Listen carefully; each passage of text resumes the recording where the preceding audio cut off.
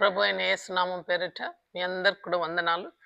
ఆదివారం పరిశుద్ధ దినమందు ఈ ఉదయకాలం ఒక దేవుని యొక్క వాక్యాన్ని ధ్యానం చేయుటకు దేవుడు మన అందరికి ఇచ్చిన ఆయన గొప్ప తరుణాన్ని బట్టి దేవునికి కృతజ్ఞతా స్తోత్రం చెల్లిస్తున్నాం. మొట్టమొదటిగా ప్రార్థన చేసుకుందాం.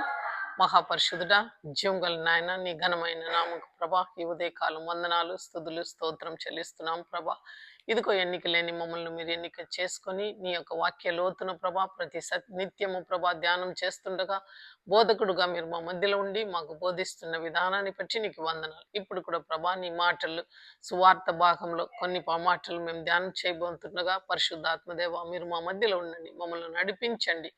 మా యొక్క ఆది అందమై మీరే ఉండి ఈ యొక్క ప్రోగ్రాం అందటిలో నీ కృపను మాకు కనపరచమని, విత్తబడే వాక్యాలని ప్రభా నీరుగట్టి ఫలింప చేయమని యేసు పరిశుద్ధమైన నామంలో ప్రార్థిస్తున్నాను తండ్రి, ఆమేన్. ఈ యొక్క ఉదయకాలం మనం ధ్యానం చేయాల్సిన అంశము ఆ ద్రాక్ష తోట. యేసయ్య ద్రాక్ష తోట ఎక్కడ చూసినా బైబిల్ గ్రంథం అందటిలో ఎక్కువ ప్రాముఖ్యం ద్రాక్ష తోటకు పోల్చాడనమాట. ఆయనను వెంబడించిన వాళ్ళందరూ కూడా పామర్లు, వాళ్ళు ఏమి ఎరగని వాళ్ళు. కాబట్టి వాళ్ళకి ఏదైనా తెలియపరచాలంటే అక్కడ కనపడుచున్న ద్రాక్ష తోట, లేకుంటే అక్కడ కనపడుచున్న గొర్రె పిల్లలు, వాటిని చూపించి దేవుడు ఉపమానంగా చెప్తూ వచ్చాడు. ఎందుకంటే ఉపమానంతోనే నేను నీతో మాట్లాడుచున్నానే ఒక ప్రవచనం ఉంటున్నది. కాబట్టి ఇక్కడ ఉపమానంతో మాట్లాడుచున్నాడు. పరలోక రాజ్య సత్యాల్ని ఆయన బయలుపరుస్తున్నాడు. కొన్ని దినముల నుండి సువార్త భాగం చూస్తున్నాము. ఆ రీతిగా ఈ దినము స్వార్థ భాగంలో పరలోక రాజ్యం యొక్క సత్యం, ఆ పరలోక రాజ్యం ఏ రీతిగా ఉంటున్నది, మనము కొన్ని దినముల కిందటనే ఆ యొక్క నిత్య జీవం ఎలాగా ఉంటున్నది అని మనం ఒక మాట చూసుకున్నాం. అది మళ్ళా కూడా మనం చూస్తే మనకు మేలుకరం.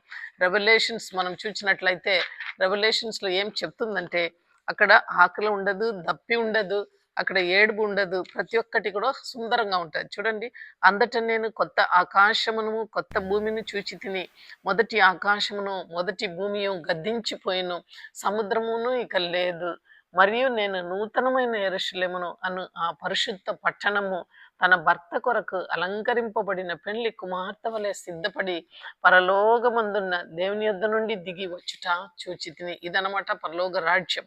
అప్పుడు ఇదిగో దేవుని నివాసం మనుషులతో కూడా ఉన్నది, ఆయన వారితో కాపురం ఉండును, వారు ఆయన ప్రజలై ఉండుదురు, దేవుడు తానే వారి దేవుడై ఉండి వారికి తోడై ఉండును, ఆయన వారి కనుల ప్రతి బాష్ప బిందువును తుడిచివేయును, మరణము ఇక ఉండదు, దుఃఖమైనను ఏడ్పైనను వేదనైనను ఇక ఉండదు, మొదటి సంగతులు గదించిపోయినని సింహాసనములో నుండి వచ్చిన గొప్ప స్వరము చెప్పుట వింటిని.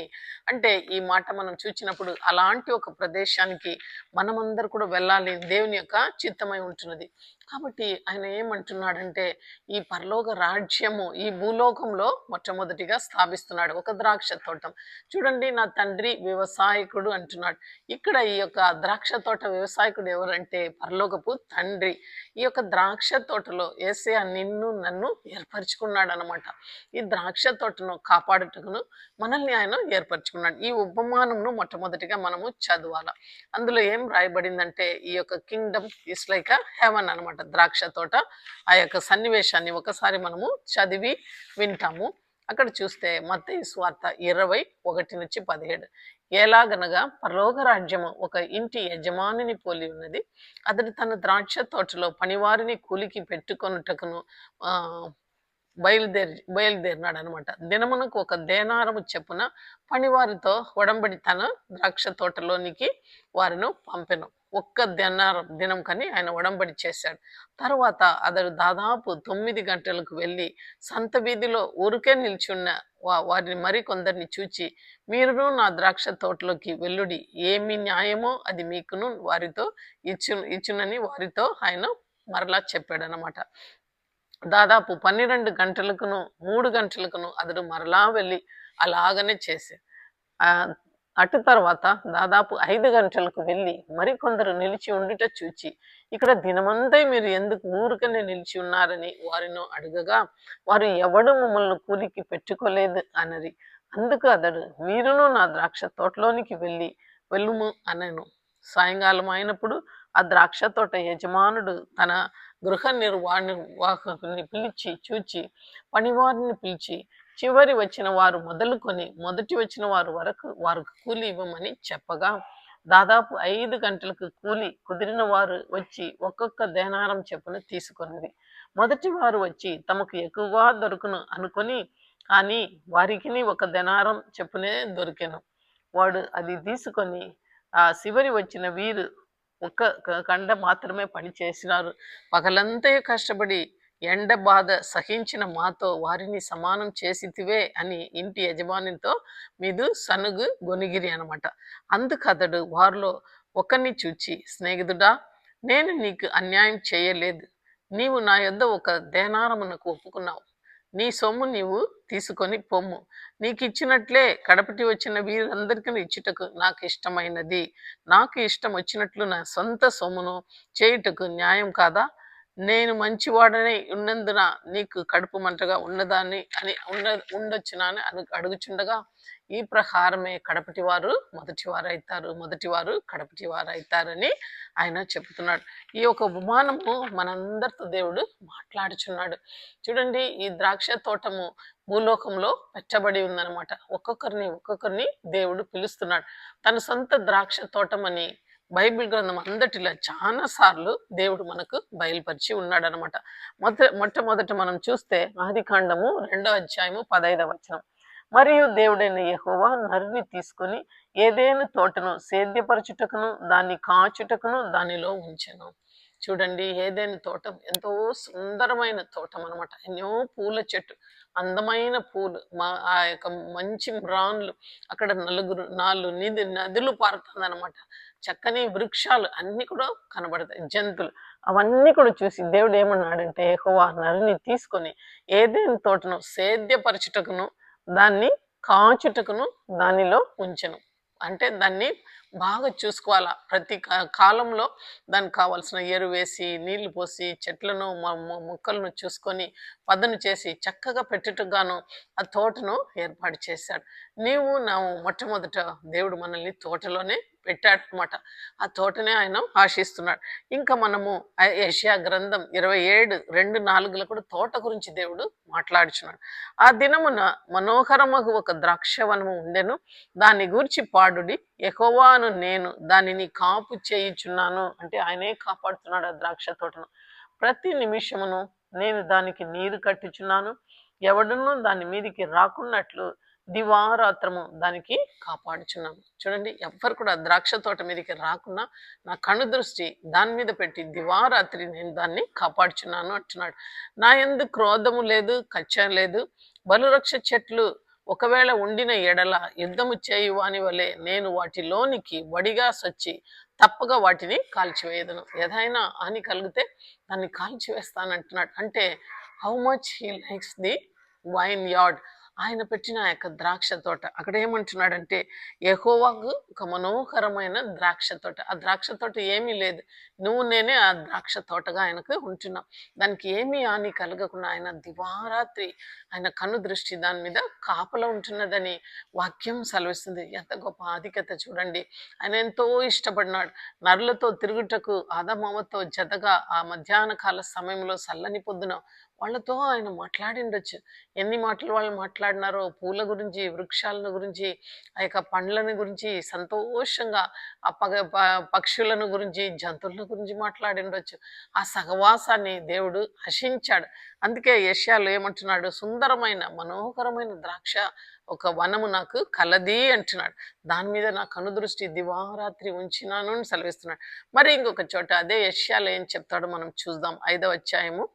నా ప్రియుని గురించి పాడెదను వినుడి, అతని ద్రాక్ష తోటను బట్టి నా ఇష్టుడైన వానికి కూర్చి పాడదను వినుడి. సత్వగల భూమి మీద కొండ మీద నా ప్రియునికి ఒక ద్రాక్ష తోట ఉండెను.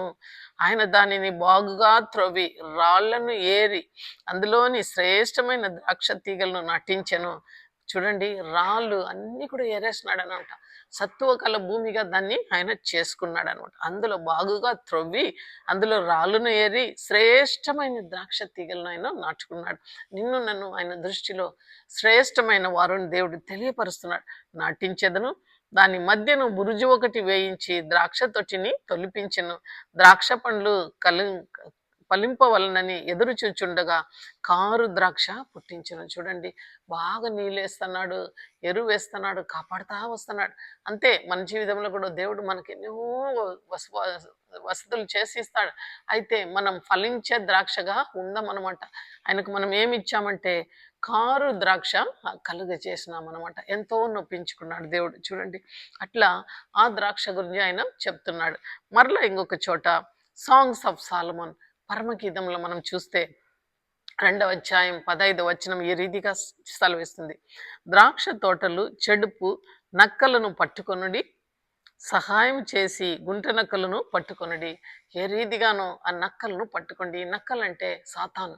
అవి ద్రాక్ష తోటలో ఒక ఉపమానం చెప్పినప్పుడు దేవుడు సెలవిస్తున్నాడు. ఆ ఉపమానంలో ఆ యొక్క గోధుమ గింజలతో పాటి గురుగులను కూడా సాతాను రాత్రికాల సమయంలో ఆ యొక్క యజమానుడు నిద్రపోయినప్పుడు అవి త్రొవ్వి ఆ గురుగులను వేసేస్తాదంట. అయితే గోధుమ గింజలతో పాటి ఈ యొక్క గురుగులు కూడా మొలుస్తాయి. అయితే ఆ యొక్క అది కూలి వాళ్ళు ఏమంటారంటే, ప్రభువా ఈ యొక్క గురుగులను తీసివేస్తామంటే, వద్దు అప్పుడు గోధుమ గింజలు కూడా వచ్చేస్తుంది కదా. ఆ రీతిగానే ఇక్కడ కూడా ద్రాక్ష తోటలో మనం చూస్తాము, నక్కలు దూరిపోతాయి. కొన్నిసార్లు ఆ ఫెన్సింగ్ బాగలేదంటే, ఆ యొక్క చుట్టూ ఉన్న ఆ ప్రాకారం దానికి బాగలేదంటే, కంచె బాగలేదంటే ఆ కంచె లోపల నక్కలు దూరిపోతాయి. సాతాన్ మనం కూడా ఎవరిదైనా చోటు ఇచ్చినాం. చూడండి, దావీదు యుద్ధం చేయవలసిన కాలంలో ఆయన ఆ యొక్క భవనంలో పైన నిలబడి పరస్త్రీని చూడగలిగాడు. అయితే వెంటనే ఆయన తప్పు చేస్తాడనమాట. ఆ రీతిగా నక్కలు దూరిపోతాయి నా జీవితంలో. యూదా ఇస్కరియతు ఆ వెండి నాణ్యాల కోసం ఆశపడాడు అనమాట. ఆయనలో నక్క దూరిపోతుంది. అందుకే తొందరలో మిమ్మల్ని చిక్కుపెట్టు ప్రతి పాపం నుంచి మనల్ని తొలగించుకోవాలన్నమాట. మెలుక్కోగలిగిన జీవితం. ఆ ద్రాక్ష తోటలో నక్కలు రాకుండా చూసుకోవాలా. మన కుటుంబం అనేది ఒక చిన్న ద్రాక్ష తోట, మన యొక్క సంఘం ఒక ద్రాక్ష తోట, మనం పనిచేసే స్థలం ఒక ద్రాక్ష తోట, మనం జీవిస్తున్న సమాజం ఒక ద్రాక్ష తోట. అందులో నక్కలు రాకూడదు. అసూయపరులుగా కొంతమంది ఉంటాం, కొంతమంది విమర్శించే వాళ్ళుగా ఉంటాం. ఇవన్నీ కూడా చిన్న చిన్న నక్కలు అనమాట. నీ పాపం ఎల్లప్పుడూ నీ వెంట వస్తుందని వాక్యం సెలవిస్తుంది. చూడండి, పాపంను ఏమాత్రం మనము ఎంటర్టైన్ చేయకూడదు అనమాట. అందుకే యోబు సెలవిస్తున్నాడు, నా కన్నులతో నేను దేవునితో నిబంధన చేసినాను, నేను ఒక కన్నికను ఎలా చూడగలుగుతానని ఆయన సెలవిస్తున్నాడు. ఈ తోటను మనం కాపాడాలంటే ఆ గుంట నక్కలను మనం పట్టుకోవాలా. ఏ పాపం ద్వారా ఈ యొక్క ద్రాక్ష తోట నశించిపోతున్నదని మనం జ్ఞాపకానికి తెచ్చుకొని ఆ యొక్క నక్కలను ద్రాక్ష తోటలో ప్రవేశించకున్నట్లు మంచి పనివాళ్ళుగా మనం ఈ లోకంలో జీవించాలని దేవుడు పరమగీతంలో హెచ్చరిస్తున్నాడు. ఆయన సుందరవది మనల్ని పిలుస్తూ ఆ తోటకు వస్తున్నాడు. అయితే మనం ఏం జవాబిస్తాం? ఆ తోటను మనం కాపాడుతున్నామా? ఇదిగో గంపల ఇన్ని పంటలు, అవును ఆయన ద్రాక్ష గుత్తులు నేను తీసుకొని వచ్చి ఇస్తాను ఆ దేవుని సన్నిధానంలో, లేకుంటే కాపన్ని నక్కలు తొక్కివేసినాయని మనం చెప్పగలుగుతామా? దేవుడు మనల్ని మన పని నిమిత్తం మనల్ని అడిగేవాడుగా దేవుడు ఉంటున్నాడు. మరి అలాగనే కీర్తనలు 80 అధ్యాయము 8 వచనాలు చూస్తే, నీవు ఐగుప్తులో నుండి ఒక ద్రాక్షవల్లిని తెచ్చితివి, అన్య జనులను వెళ్ళగొట్టి దాన్ని నాటితివి, దానికి తగిన స్థలము సిద్ధపరిచితివి. చూడండి, ఐగుప్తులో నుండి ఇజ్రాయేల్ అంటే ఎంతో శ్రేష్టమైన జనాంగం. ఆయనకు చాలా ప్రియులు అనమాట. ఐగుప్తులో నుండి ఆ ద్రాక్ష తీగను తీసుకొని వచ్చి అన్యజనులు చూడండి, ఆ రాజులందరినీ తరుమగొట్టాడు అనమాట. ఎరిగో పట్టణాన్ని కాల్చివేశాడు. అన్ని కూడా చేసి ఆ కనానులోకి ప్రవేశపెట్టారు. రాజులందరినీ కూడా వాళ్ళు గెలుచుకొని వచ్చారు. ఎక్కడెక్కడైతే మందసం మూవ్ అయిందో ఆ మందసం వెళ్ళిన స్థలం అంతా కూడా వాళ్ళకు జయం వచ్చిందంట. వాళ్ళ దేవుడు వాళ్ళకు అగ్ని స్తంభంగాను మేఘ స్తంభంగాను వెళ్ళారు. అందుకే ఇక్కడ చెప్పబడింది, అన్ని జనులను వెళ్ళగొట్టి దాన్ని నాటితివి, ఆ ద్రాక్ష తీగను అంటే ఆ ఇశ్రాయేలును నాటితివి, దానికి తగ్గిన స్థలము సిద్ధపరిచితివి. 12 గోత్రాలకు వాళ్ళకి కావాల్సిన స్థలము యెహోషువ అవన్నీ కూడా వేరుపరిచి ఆ యొక్క భూమిలన్నీ అప్పచెప్పినది మనం చూస్తాం. అయితే దాన్ని వేరుపరిచి దాన్ని ఏం చేస్తున్నాడంటే ఆ వేరుపారి అది శ్రేష్టమైన ద్రాక్షగా వ్యాపించెను. దాని నీడలో కొండలు కప్పెను. అంతగా విస్తారమైందనమాట. కొండలన్నీ కూడా అది కప్పేసిందంటే అంటే అది వ్యాపించింది ఎక్కువ. ఆ ఇజ్రాయేలు వ్యాపించింది. దాని తీగలు దేవుని దేవదారు వృక్షాలను ఆవరించెను. చూడండి ఎంత మంచి మాటలు. దాని తీగలు సముద్రం వరకు వ్యాపించెను, యూఫ్రటీస్ నది వరకు దాని రెమ్మలు వ్యాపించెను. చూడండి చక్కగా ఉంది. అయితే ఏం చెప్తున్నాడంటే నడిచి వారందరూ దాన్ని అక్కడ త్రోవలు నడిచి వారందరూ దాన్ని తెంచి వేయినట్లు దాని చుట్టూనున్న కంచెను వేలపాడు చేసితివి. ఇలాగా అది విస్తారంగా అయ్యేటప్పుడు దేవుడు ఏం చేస్తున్నాడంటే ఆ యొక్క ప్రజలు తన మాట వినలేదు కాబట్టి ఆ యొక్క కంచెను తీసివేసినట్లు వాక్యం సెలవిస్తుంది. యెషయా గ్రంథము 5వ అధ్యాయంలోను కీర్తనలు 80లోను మనం చూస్తాం. దేవుడు యెహోవా దేవుడు దాని కంచెను తీసేసినాడు. ఆ యొక్క ద్రాక్ష తీగ యొక్క కంచెను తీసేసినాడు. అంతేకాకుండా మేఘాలకు ఆజ్ఞ ఇచ్చి వర్షం కురింపింపకుండా దాన్ని ఎండగొట్టేశాడనమాట. అడవి పందులు దాని లోపల దూరి దాన్ని తొక్కెను. చూడండి ఎంత భయంకరంగా ఉంటుంది. నీవేలపాడు చేసితివి, అడవి పంది దాన్ని పెక్కలించున్నది, పొలములోని పశువులు దాన్ని తినివేస్తున్నది. చూడండి దానికి కంచె తీసేసినప్పుడు పశువులు దూరి తింటది, ఈ అడవి పందులు కూడా పెక్కలిస్తుంది అనమాట. దాన్ని పైకి కిందికి లోడుతుందనమాట. సైన్యములకు అధిపతి దేవా, ఆకాశముల నుండి మరలా చూడుము, ఈ ద్రాక్ష వల్లిని దృష్టించుము అని అక్కడ ఆయన దావీదు భక్తుడు రాస్తున్నాడు. ఈ నువ్వు ఐగుప్తు నుంచి తీసుకొని వచ్చిన ఇక ద్రాక్ష తీగను మరలా ఒకసారి చూడు, రిమెంబర్ ఓ లార్డ్ వన్స్ అగైన్, ఈ ద్రాక్ష వల్లిని ఒకసారి చూడు అని అడుగుతున్నాడు. ఎందుకంటే సకాలానికి వర్షం లేకుండా ఆ యొక్క కంచె అంతా కూడా తీసేసినావు, అడవి పందులు తొక్కుచున్నది, పశువులు మేస్తుంది, ప్రభువా ఒకసారి నువ్వు తెచ్చిన ద్రాక్ష వల్లిని చూడుము అంటున్నాడు. చూడండి ఎన్ని చోట ఈ ద్రాక్ష తీగ గురించి ఆయన దేవుడు మాట్లాడుచున్నాడు. ఈ ద్రాక్ష ఏమీ లేదు కానీ ఇజ్రాయేలు ప్రజలు. మరి ఇంకొక చోట యోహాను సువార్త అందరికి తెలుసు 15వ అధ్యాయము 1-2 వచనాలు. నేను నిజమైన ద్రాక్షవల్లిని, నా తండ్రి వ్యవసాయకుడు, నాలో ఫలింపని ప్రతి తీగను ఆయన తీసి పారవేయను, ఫలించు ప్రతి తీగను మరి ఎక్కువగా ఫలింపవలనని దానిలోని పనికిరాని తీగలను తీసివేయను. ఇట్స్ ప్రూనింగ్ అనమాట. ఏం చేస్తున్నాడంటే ఆ ద్రాక్ష తీగలో ఎండిపోయిన ముక్కలన్నీ కూడా ఆయన తీసి పారవేసేస్తున్నాడు. ఈ క్రిస్మస్ కాలంలో ఒక చక్కని మాట మనం విన్నాము. యోహాను బాప్టిజం ఇచ్చే యోహాను ప్రతి చెట్ల దగ్గర ఒక గొడ్డరి పెట్టబడి ఉంటున్నది. అవును, ఫలం ఇవ్వలేని ప్రతి చెట్టు దగ్గర ఆ గొడ్డరి పెట్టబడి ఉంది. అవి నరికి పారవేయబడుతుందంట. కాబట్టి సర్ప సంతానమా అని ఆయన హెచ్చరిస్తున్నాడు. మనం ఫలం ఇచ్చే ద్రాక్ష తీగగా ఉండాలా. ఎప్పుడు మనం ఫలం ఇస్తామో ఆ యొక్క తీగ ద్రాక్షవల్లికి అంటుకుంటేనే నేను నిజమైన ద్రాక్షవల్లి, మీరు తీగలు అంటున్నారు. ద్రాక్ష చెట్లు అది అంటుకట్టబడి ఉంటేనే అది ఆ గుత్తులు ఇస్తుంది, సారవంతంగా ఉంటుంది. ఎప్పుడైతే ఆయనకు దూరంగా నువ్వు నిలిచి ఉంటావో నువ్వు ఫలం ఇవ్వలేవు. అయితే ఈ సన్నివేశం మనం చూసినప్పుడు మనం ఆలోచన చేయవలసింది ఏమంటే ఆ గొప్ప దేవుడి యొక్క ఉద్దేశం ద్రాక్ష తీగ మీద, ఆ తోట మీద ఎంతగానో ఆయన ఆశగా ఉంటున్నాడు. ఆ ద్రాక్ష ఎదుగాల, మంచి కారు ద్రాక్ష వేయకుండా మంచి ఫలం ఇవ్వాలా, శ్రేష్టమైన ఫలం ఇవ్వాలా, రుచికరమైన ఫలం ఇవ్వాలా, అంతేకాకుండా కాలానికి తగిన కాలానికి ఫలం ఇవ్వాలా అని ఆశపడుతున్నాడు. అయితే పనివారు ఎలాగ ఉండాలా, తను ఇష్టపడి ఈ ద్రాక్ష తోటను వాళ్ళు కాపాడాలంటే పనివారు ఏ రీతిగా ఉండాలని దేవుడు ఆశపడుతున్నాడు. చూడండి ఆ ఇంటి యజమానుడు బయలుదేరి ఆ యొక్క కూలికి ఆ మనుషులను ఏర్పరచుకుంటున్నాడు అనమాట. కూలికి ఆయన ఏర్పరచుకున్నప్పుడు ఒకే ఒక దినారంతో ఆయన మాట్లాడుచున్నాడు. తెల్లవారుజామున 9 గంటలకు కొంతమందిని పిలిచారు. ఆ పిలిచిన వాళ్ళంటే those are the people who have been called in the early days. ఒకసారి మనం తిరగతిప్పి చూచినప్పుడు మొట్టమొదటిగా ఆయన ఆ యొక్క ద్రాక్ష చెట్టును, ఆ తీగను ఐగుప్తులో నుంచి కనానుకు రావాలంటే ఆయన ఏర్పరచుకున్న మొట్టమొదటి ఆ పనివాడు ఎవడంటే మోషే. కొంతమంది మోషే తెల్లవారుజామున 9 గంటలకు ఆయనను పిలిచాడు. ముళ్ళ పొదలో ఆ ఓరేబు కొండలో ఆయన తన యొక్క మామ యొక్క గొర్రెలను కాపుతుండగా అలాంటి సమయంలో అగ్నిలో ఆయనకు ఉత్తరం ఇస్తున్నాడు.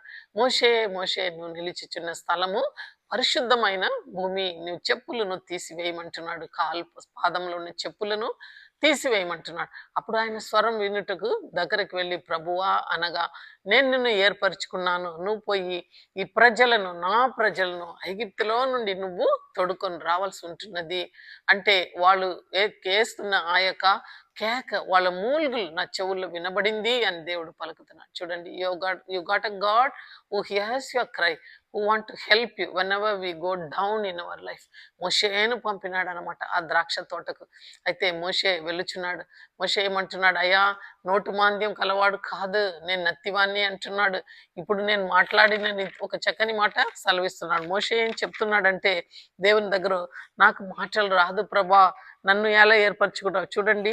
అందుకు మోషే, నేను ఫరో ఎదుటకు వెళ్ళుటకు, ఇజ్రాయేలీల ఐగుప్తులో నుండి తోడుకొని వచ్చుటకు ఎందటి వాడను అంటున్నాడు మోషే. మొట్టమొదటి పనివాడు మోషే. ఆయన పంపినప్పుడు నేను ఎందటి వాడను ప్రభా, నోటు మాన్యం కలిగిన వాడు కాదు నేను. ఇప్పుడు అందుకు మోషే, సిద్ధగించుము, వారు నన్ను నమ్మరు, నా మాట వినరు, యెహోవా నీకు ప్రత్యక్షం కాలేదని ఉత్తరం ఇస్తారు అని చెప్తున్నాడు. నీకు యెహోవా ఎలా కనబడాడు, అబ్రహాం, ఇసాక్, యాకోబుల దేవుడు నీకు కనబడినారా అని వాళ్ళు నమ్మరు ప్రభా అంటున్నాడు. ఎన్నో సూచ్యక్రియలు, కర్రను ఇస్తాడు, పాముగా చేస్తాడు, మళ్ళా పామును పట్టుకున్నప్పుడు కర్రగా చేస్తాడు, మరి చేతులను లోబులు చాపినప్పుడు కుష్ఠరోగం కలిగిస్తాడు, మరలా బయటికి తీసినప్పుడు అది ఒక మంచి చేతులుగా, చిన్న బిడ్డ చేతులుగా అది కనబడుతుంది. ఎన్నో సూచక్రియలు చూపించినప్పటికీ మోషే భయపడుతున్నాడు. అప్పుడు మోషే, ప్రభువా, ఇంతకు మునుపైనను నువ్వు నిదానంతో మాట్లాడినప్పుడు నుండి నైనను నేను మాట నేర్పని కాను ప్రభా, నేను నోటి మాంత్యము నాలుక మాంత్యము కలవాని కాదు ప్రభా అని సెలవిస్తున్నాడు. అయితే దేవుడు, నువ్వు ఫరోకు దేవుడు అయి ఉంటావు, ఆరోన్ నీకు నోరుగా ఉంటాడు, నేను నీతో పాటు ఉంటాను అంటున్నాడు. అయితే ధైర్యం తెచ్చుకొని మొట్టమొదటి పనివాడుగా ద్రాక్ష తోటలో పనిచేయుటకు మోషే బయలు వెళ్ళాడు. చూడండి, అలాగనే 3 గంటల సమయంలో మోషే 9 గంటల ప్రాంతంలో మొట్టమొదటిగా మోషే లాంటి వాళ్ళని దేవుడు ఎన్నుకున్నాడు. అటు తర్వాత యెహోషువను కూడా ఎన్నుకున్నాడు. అయితే ఆయనకు అభయం ఇస్తున్నాడు.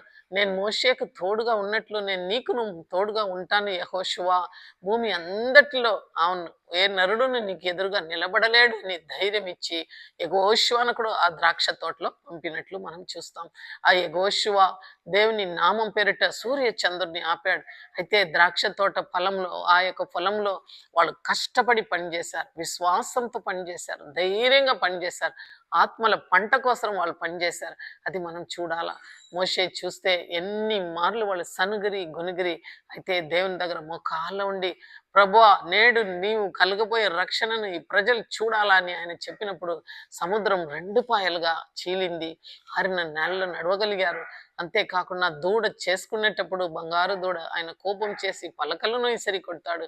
అటు తర్వాత దేవుని దగ్గర క్షమాపణ పొంది మరలా పర్వతంలో ఎక్కి ఉపవాసం ఉండి ధర్మశాస్త్రాన్ని తీసుకొని వచ్చినట్లు మనం చూస్తాం. నీవు నేను ఆ ద్రాక్ష పొలంలో ఏ పని చేస్తున్నాం ఈ దినం ఒకసారి ఆలోచన చేయాలా. యెహోషువ చేసినట్లు మనం చేస్తామా? అయ్యా, యెహోషువ వెళ్ళాడు, అయ్యా మీ పాద అడుగులు ఆ యొక్క యోర్దాన్లో నిలబడినప్పుడు అవి 2 పార్లుగా మారుతాది అన్నాడు. అలాగనే మందసం మోసే వాళ్ళందరూ కూడా అక్కడ నిలబడినప్పుడు యోర్దాన్ వెనక్క మళ్ళిందని వాక్యం సెలవిస్తుంది. అంతేకాకుండా బూరలు ఊదుతూ ఆ యొక్క మందసాన్ని వాళ్ళు మోసుకొని వెళ్ళినప్పుడు ఎంతో గంభీరమైన ఎరిగో గోడలు కూలినాయన్నమాట. విశ్వాసంతో ఆ యొక్క జాషువా వాళ్ళని నడిపిస్తా ఉన్నాడు. ఆఖరికి ఒక మాట సెలవిస్తున్నాడు ఆ ద్రాక్ష తోటంలో, మీరైతే అద్దర ఉన్న దేవుని సేవిస్తారో ఇక్కడ యెహోవాను సేవిస్తారో నాకు తెలియదు, కానీ నా మట్టుకైతే నేనును నా ఇంటివారు యెహోవానే సేవిస్తామని ఆ యొక్క యెహోషువ పలికినట్లు మనం చూస్తాం. ఎంత గొప్ప సర్వీస్ అండి ఆ ద్రాక్ష తోటలో. మరి గిద్యోన్ని ఎన్నుకున్నాడు. ఆ యొక్క న్యాయాధిపతులను మనం చూసినప్పుడు గిద్యోని ఎన్నుకున్నాడు. గిద్యోను కూడా ఆ మాటే పలుకుతున్నాడు, ప్రభువా, నేను ఎందటి వాడును, నా యొక్క కుటుంబము మనాసే కుటుంబంలో కనిష్టమైనది అంటున్నాడు. అయితే ఒకే మనిషిని హతం చేసినట్లు నువ్వు మిద్యానులను హతం చేస్తావని గిద్యాన్ని ఎన్నుకున్నాడు. గిద్యోను దేవుని మాట విని ఆ ద్రాక్ష తోటానికి వెళ్ళి అందరినీ కూడా హతం చేసినట్లు చూస్తాం. ఇలా మనం చెప్పుకొని పోతే ఒక్కొక్కరిని ఆయన పేరు పెట్టి పిలిచినట్ల యెషయాను పిలిచాడు దేవుడు. అయ్యా, యెషయాను పిలిచినప్పుడు ఆ యొక్క సెరాఫీం వచ్చి ఆయన యొక్క పెదవులను కాల్చి వేసినప్పుడు ఆయన ఆ యొక్క పరిశుద్ధులను చూడగలిగాడు. చూసి అవి రెక్కలతో ఆయనను స్తుతిస్తూ కనుమూసుకొని పాదములను మూసుకొని ఎగురుతూ పరిశుద్ధుడు పరిశుద్ధుడు పరిశుద్ధుడు ఆ యొక్క దర్శనాన్ని యెషయా చూడగలిగాడు. నేను ఎవరిని పంపుతాం మా కొరకై, మా సేవ కొరకై, ఈ ద్రాక్ష పొలమును కాపాడుటకు ఎవరిని పంపుతాం అనేటప్పుడు యెషయా, ఇదిగో ప్రభా నన్ను పంపుమని యెషయా తల వంచి కార్యం చేసినట్లు చూస్తాం. యెషయా గ్రంథంలో అనేక ప్రవచనాలను ఆయన రాసినట్లు చూస్తాం. ఇదిగో కన్యక గర్భం తెరిచి కుమారుని కనును అనే ఒక గొప్ప ప్రవచనం. ఇదిగో చీకటిలో ఉన్నవారు గొప్ప వెలుగును చూచెదరు, మరణ ఛాయగల దేశం మీద వెలుగు ఉదయించునని సెలవిచ్చాడు. గొప్ప సేవ ద్రాక్ష తోటలో యెషయా కూడా చేశాడు. అటు తర్వాత కన్నీటి ప్రవర్త యెర్మయా వెళ్ళాడు. ఆయనను 12 గంటలకు 3 గంటలకు వెళ్ళిన ప్రతి ఒక్క సేవకుడు ఈ రీతిగా మనం పోల్చుకోవచ్చు. యెరెమ్యా కన్నీళ్లతో సేవ చేశాడు. దేవుని దగ్గర నుంచి వర్తమానం తీసుకొని వచ్చి ఇజ్రాయేలును ఖండించినాడు. ఇజ్రాయేల్ 2 నేరం చేశాడు. జీవజల ఊటైన దేవుని మర్చిపోయి బద్దలైన తొట్టిలను వాళ్ళు ఎన్నుకున్నారని దేవుని యొక్క హృదయాన్ని వెల్లడిపరిచారు. అంతేకాకుండా పెళ్లి కుమార్తె తన ఆభరణాన్ని మర్చిపోయిన అయితే నా జనులు లెక్కలేని దినములు నన్ను మర్చిపోయారని యెరెమ్యా వాళ్ళని గద్దిస్తూ హెచ్చరిస్తున్నారు. అయితే ఆయన కూడా సేవకు వెళ్ళాడు. అలాగనే హెజ్కేల్ మనం చూచినట్లయితే నా గొర్రెలు నశించిపోతున్నాయి, వాళ్ళని కాపాడే వాళ్ళు ఎవ్వరు లేరు, వాటిని కొండల మీద వదిలివేశారు, క్రొబ్బిన వాటిని తినివేస్తున్నారు, బొచ్చును వాళ్ళు కప్పుకొని వాటికి అన్యాయం చేస్తున్నారు, గాయం పొందిన వాటిని గాయం కట్టడం లేదు, దారి తప్పిన వారిని తీసుకొని రాలేదని హెజ్కేలుతో దేవుడు మాట్లాడుచున్నాడు. నేనే నా గొర్రెల కోసం వస్తానంటున్నాడు. అయితే ఆ ద్రాక్ష తోటలో హెజ్కేలు కూడా పనిచేస్తున్నాడు. లోయలు తీసుకుపోయి ఆ యొక్క సజీవంగా రాకుండా ఆ నిర్జీవమైన ఎముకలను చూచి ప్రవహించమంటున్నాడు. అయితే ప్రవహించినాడు. వాళ్ళందరూ కూడా దేవునితో పాటు ఆ ద్రాక్ష పొలం కొరకే ఎంతో కష్టంగా పనిచేశాడు. ఈ రీతిగా మనం చెప్పుకుంటే అబగూకు, జకరియా ప్రతి ఒక్కరు కూడా ఆ యొక్క ద్రాక్ష తోటలో పనిచేశారు. ఆఖరికి మనం చూస్తే నూతన గ్రంథంలో ఆయన మత్తయిను పిలుస్తున్నాడు. మత్తయిను పిలిచినప్పుడు మత్తయి 9 అధ్యాయము అక్కడ చూడండి, యేసు అక్కడ నుండి వెలుచు సుంగపు మెట్టుల యొద్ద కూర్చుండిన మత్తయి అని ఒక మనిషిని చూచి నన్ను వెంబడించమన్నాడు. కాబట్టి పాత నిబంధనలు ఎన్నో భక్తులను ఆయన ఆ ద్రాక్ష తోటలో పనిచేయటం పిలిచాడు. నూతన గ్రంథంలో అయితే మత్తయిను పిలుస్తున్నాడు. సుంగపు అధికారి పన్ను వసూలు చేసేవాడు. ఆయనను పిలిచి నన్ను వెంబడించమంటే ఆయన వెంబడించాడు. అలాగనే మనము మత్తయి సువార్త 4:18-20 చూస్తే యేసు గలిలయ సముద్ర తీరమును నడుచు పేతురు అనబడిన సిమోను అతడు సహోదరుడైన అంద్రేయ అని 2 సహోదరులు సముద్రుల వలనే చూచుచుండగా వారు జాలర్లు అని కనుకొని ఆయన నా వెంబడి రండి అని వాళ్ళని పిలిచగా మనుషులను పట్టు జాలరుగాను నేను చేసేదను వారితో చెప్పాను. వెంటనే వారు తమ వలలను విడిచిపెట్టి ఆయనను వెంబడించరి. చూడండి, వీళ్ళందరూ కూడా 12 గంటలకు ఆయన వెనక వచ్చిన వాళ్ళు.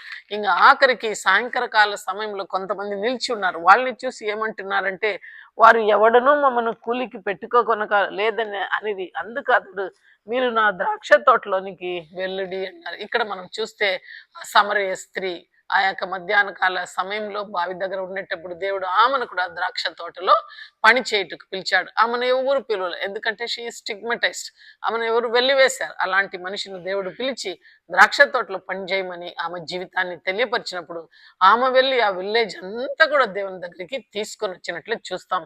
అంతేకాకుండా దమస్కు మార్గంలో వెళ్ళిన పౌలును దేవుడు పట్టుకొని ఆ మాట చెప్తున్నాడు, నీవు కూడా నా యొక్క సేవలో నా ద్రాక్ష తోటలో పని చేయాలని పిలుస్తున్నాడు. చూడండి, అనని అంటున్నాడు, అయ్యా క్రైస్తవులను పట్టి పీడిస్తున్న ఈ యొక్క పౌలు దగ్గర నేను వెళ్ళను అనేటప్పుడు ఆయన చెప్తున్నాడు 15వ అధ్యాయం, నీ వెళ్ళుము అన్ని జనముల ఎదుట, రాజ్యం ఎదుటను, రాజుల ఎదుటను, ఇజ్రాయేలుల ఎదుటను నా నామమును పంచిపెట్టుటకు ఇతడు నేను ఏర్పరచుకొని సాధనమై ఉన్నాడు అని సెలవిస్తున్నాడు. ఇతడును నా నామం కొరకు ఎన్ని శ్రమలు అనుభవించవలనో నేను ఇతనికి చూపించానని సెలవిస్తున్నాడు. చూడండి, పౌరుని ఎన్నుకున్నాడు.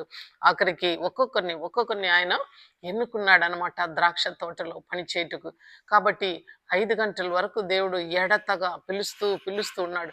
Today God is calling you, I you willing to work in this vineyard? ఆయన యొక్క పొలంలో పని చేయుటకు నన్ను ఆయన పిలుస్తున్నాడు. మనం స్వరం ఇస్తున్నామా? ఏదైనా చిన్న పని, నీ ఇంటిలో ఉన్న చిన్న బిడ్డలను దేవుని రాజ్యం గురించి మాట్లాడడం, లేకుంటే నీ ఇంటిలో ఒక చిన్న ప్రార్థన పెట్టి దేవుని వాక్యాన్ని బోధించడం, లేకుంటే ఈ రీతిగా దేవుని వాక్యాన్ని, తెలిసిన వాక్యాన్ని ఇతరులకు అందించడం, ఇవే మనం ద్రాక్ష తోటలో చేయవలసిన పని అని దేవుడు ఎదురు చూస్తున్నాడు. అయితే అందరికీ సాయంత్రకాల సమయంలో కూలి ఇస్తున్నారు. అక్కడ కూలి ఇచ్చినప్పుడు అందరికి ఒకే దినారం ఇస్తున్నాడు. కాబట్టి ఆయన అడుగుతున్నాడు, మేము ఎంతో కష్టపడి పనిచేసినాం కదా, పగలంతా మేము కష్టపడి ఎండ బాధ సహించినాం, అయితే వారితో మాకు సమానంగా ఇచ్చినామంటే ఇది నా సొమ్ము, ఎవరికి ఏమి ఇవ్వాలనో అది నేను ఎరుగుదును అంటున్నాడు. అందుకు ఒక ఉపమానంను నేను తీసుకున్నాను. ఆకాశంలో మన్నా కురిపించిన దినములలో ఏమవుతుందంటే మోషే ఇది తినుటకు యెహోవా మీకు ఇచ్చిన ఆహారము. యెహోవా ఆజ్ఞాపించినది ఏమనగా ప్రతివాడును తన వారి భోజనముకు ప్రతివాడు తన కుటుంబంలోనికి తలకు ఒక ఓమర్ చెప్పున దానిని కూర్చుకొనవలెను. ఒక్కొక్కరు తన గుడారంలో ఉన్నవారికి కొరకు కూర్చుకొనవలెను. ఇజ్రాయేలీలో అట్లా చేయగా కొందరు హెచ్చుగాను కొందరు తక్కువగాను కూర్చుకొనిరి. వారు ఓమరుతో కొలిచినప్పుడు హెచ్చుగా తీసుకునే వానికి ఎక్కువగా కాలేదు, తక్కువ కూర్చుకున్న వానికి తక్కువ కాలేదు. చూడండి దేవుని వాక్యం. అందరికి ఒకే దినారం అన్నాడు. నువ్వు పని చేసినప్పుడు అందరికీ పరలోక రాజ్యం. ముక్కలు ముక్కలు ఎవరికి తీసి ఇవ్వడంలే. మన్నా కురిపించినప్పుడు ఓమర్లు తక్కువ వాళ్ళు కూర్చుకున్నారంటే అది తక్కువ కాలే. ఒకవేళ ఓవర్ఫ్లో ఎవరైనా కూర్చుకున్నారంటే వాళ్ళకి ఓవర్ఫ్లో కాలేదు, అది తగు మాత్రం వచ్చింది. దేవుని యొక్క న్యాయం ఆ రీతిగా ఉంటున్నది. ఇంకొక ఉపమానం కూడా ఇక్కడ నేను చెప్పాలని ఆశపడుతున్నా. యోనా దేవుడు ఆయనను నినివేకు వెళ్ళమంటే దర్శీసుకు వెళ్ళాడు. అయితే దేవుడు ఆయనతో మాట్లాడుచున్నాడు. చూడు యోనా, మరియు ఎండ కాయగా దేవుడు వేడి మిగల తూర్పు గాలిని రప్పించెను. యోనా తలకు ఎండ దెబ్బ తగలక అతడి సొమ్మసిల్లి బ్రతుకుతుండే కంటేనూ సచ్చేది నాకు మేలు నేను. అప్పుడు దేవుడు ఈ సొర చెట్టు గురించి నీవు కోపించుట న్యాయమా అని యోనాతో అడగగా, యోనా ప్రాణం పోవందగా కోపించుట న్యాయం అంటెను. అందుకు యెహోవా నీవు కష్టపడకుండా పెంచుకున్నకున్నా ఒక రాత్రిలోనే పుట్టి పెరిగి ఒక రాత్రిలోనే వాడిపోయిన సొర చెట్టు విషయమే నీవు విచారపడుచున్నావే. అయితే 120,000 కంటేనే ఎక్కువైన కుడి ఎడము ఎరుగని జనములు బగు పశువులు గల నినివే మహాపురం విషయంలో నేను విచారపడగా ఉండునా అని సెలవిస్తున్నాడు. చూడండి, God's justice is different from human perspective. అక్కడ ఆయన ఏమంటున్నాడు, యోనా వాళ్ళని నాశనం చేయి అంటున్నాడు 40 రోజులు. అయితే వాళ్ళు ఉపవాసం ఉండి మారిపోయినారు. దేవుడు ఏమంటున్నాడు, కుడి ఎడమ ఎరుగని ఆ జనాంగం నేను ఎట్లా నాశనం చేయగలుగుతానంటున్నాడు. అందుకే కడపటిగా నేను ఒక వాక్యం చదివి వినిపిస్తాను. ఆయన నా మంచితనం అంతా నీ ఎదుట కనపరచెదను, యెహోవాను నామమును నీ ఎదుట ప్రకటించెదను. నేను కరుణించిన వాణ్ణి కరుణించెదను, ఎవని యందు కనికర పడుదునో వాని యందు కనికర పడుదును. ఇది దేవుని యొక్క న్యాయం అనమాట. ద్రాక్ష తోటలు అందరు కూలివాళ్ళే. మొదట వచ్చేవానికి ఒకే దినారం, 5 గంటలకు వచ్చినవానికి ఒకే దినారము. అదే దేవుడు చెప్తున్నాడు. ఒకవేళ నినివే పట్టణాన్ని నాశనం చేసేది నా ఇష్టం, వాళ్ళని కాపాడేది నా ఇష్టం. అందుకే దేవుడు అంటున్నాడు, నేను మంచివాడే ఉన్నప్పుడు నువ్వెందుకు చెడ్డవాడే ఉండాలా అని దేవుడు అడుగుతున్నాడు. ఎవరిని కరుణించాలనో వాడిని కరుణిస్తా, ఎవరిని ఎదట నేను జాలి చూపించాలని అనుకుంటానో అది నా ఇష్టం అని దేవుడు సెలవిస్తున్నాడు. రోమా పత్రికలో కూడా ఆ రీతిగానే అంటున్నాడు 9:15. అందుకు మోషేతో ఇలాగ చెప్పుచున్నాను, ఎవరిని కరుణిస్తానో వాడిని కరుణించెదను, ఎవని ఎడల జాలి చూపెదను వాని ఎడల జాలి చూపెదను. అట్లయితే ఆయన చిత్తము ఎదిరించిన వాడు ఎవడు, ఆయన మీద నేరం మోపగలవాడు ఎవడు అని నీవు నాతో చెప్పెదవు. ఆయన కానీ, ఓ మనుషుడా, దేవునికి ఎదురు చెప్పుటకు నువ్వు ఎవడవు, నన్నెందుకు ఇలాగ చేసిద్దని రూపించిన వాని గురించి రూపించినది మాట్లాడగలదా? చూడండి, ఓటి కుండైన మనం దేవుని ఎదిరించి మాట్లాడలేం. మనందరికీ దేవుడు ఆ ద్రాక్ష తోటని ఇచ్చాడు. ఈ లోకం ద్రాక్ష తోట. ఇక్కడ ఉన్న ప్రతి ఒక్క వ్యక్తి కూడా ఒక మొక్కగా ఉన్నాడు. ఆ తీగలో పండ్లు రావాలంటే నేను వాటిని తవ్వి ఎరువేసి కంచె వేసి కాపాడాల. దేవుని యొక్క సువార్తను ప్రకటించాల, నీళ్లను పోయాల, దేవుని వాక్యాన్ని బోధించాల, ఆయా కాలమందు వర్షం కురిపించేటట్టు పరిశుద్ధాత్మ కొరకై కనిపెట్టి రప్పించాల. ఆ ద్రాక్ష తోటను కావలు కాయాల. అట్టి సేవకులుగా నేను ఉండాలని దేవుడు మనల్ని ఈ దినం హెచ్చరిస్తున్నాడు. కాబట్టి ఎంతో ఆశతో ఇజ్రాయేల్ను ఆయన ద్రాక్ష తీగగా పిలిచాడు. ఈ దినం ఈ భూలోకంలో అందరూ కూడా ద్రాక్ష తీగ. ఆయన వచ్చేటప్పుడు ఆయన దగ్గర మనం ఫలం తీసుకొని వెళ్ళాలా. అట్టి కృప దేవుడు మనందరికి ఇవ్వాలని కోరుకుంటున్నాం. ప్రార్థన చేసుకుందాం. మహాపరిశుద్ధుడా, స్తుతులకు పాత్రుడైన మా గొప్ప పరలోక తండ్రి, అయా చిన్న బిడ్డలైన మాతో ప్రభా ఎన్నో ఉపమానాలు మీరు చెప్పి ప్రభా ఈ భూమి నాకు సొంతమని మీరు అంటున్నారు. సాతాను అపవాది ప్రభా ఇదిగో నాయన మనుషులు దేవుని దగ్గర ఉండకూడదని అసూయ రూపంతో అయా ఏదైనా తోటను పాడు చేసింది. ఈ ద్రాక్షవనంను ప్రభా పెళ్ళకిచ్చింది ప్రభా, పందులు మేటుకు నైనా దీన్ని అప్పగించింది. అయితే నీ ప్రియ కుమార్ని లోకానికి పంపించావు. అవును ప్రభా, నేను ద్రాక్ష వల్ల మీరు తీగలు అంటున్నారు. నీలో అంటకట్టబడి ఈ దినం ఈ ద్రాక్ష తోటలో మేమందరూ పని చేయాలని మీరు ఎదురు చూస్తున్నారు ప్రభా. అయ్యా ప్రతి ఒక్క చెట్టును కాపాడాలా, కంచె వేయాలని మీరు ఎదురు చూస్తున్నారు. వాక్యంతో నీరు కట్టి ఎల్లవేళైంది నీ కనుదృష్టి దాని మీద పెట్టి రాకడకు సిద్ధపరచమని అడుగుచున్నావు. పనివారుగా మోషేను పిలిచినావు, యెహోషువను పిలిచావు, యెరెమ్యాను పిలిచావు, యెషయాను పిలిచావు. అయ్యా ప్రవక్తలందరినీ పిలిచావు, రాజులను పిలిచావు. ఆఖరికి మత్తయి, మార్కు, అవున తండ్రి యోహాను, నాయన పేదరు అందరిని పిలిచావు. ఆఖరికి సమరయ స్త్రీను ఇంకను ప్రభా పౌలును కూడా పిలిచావు ప్రభా. ఈ దినములలో మమ్మల్ని కూడా ద్రాక్ష తీగల్లో నాయనా పనివారుగా కూలివారుగా పిలిచి ఉన్నావు. ప్రతి ఒక్కరికి ఒకే దినారం ఇస్తానని మాట ఇచ్చి ఉన్నావు. అయ్యా నువ్వు ఇచ్చే బహుమానం కొరకై మేము ప్రతి నిత్యం ప్రభా ఈ ద్రాక్ష తోటలో మెలకు ఉండి పని చేయుటకు సహాయం చేయమని, నువ్వు ఫలమిచ్చేవాడు గనుక ఆ ఫలము కొరకై ఎదురు చూస్తూ నిరీక్షిస్తూ ఎడతగ నాయన ఎంతో జాగ్రత్తగా ఈ ద్రాక్ష తోటను కాపాడుటకు సహాయం చేయమని త్వరలో రానే ఉన్న యేసయ్య ప్రేమ గల నామంలో ప్రార్థిస్తున్నాను తండ్రి. ఆమేన్.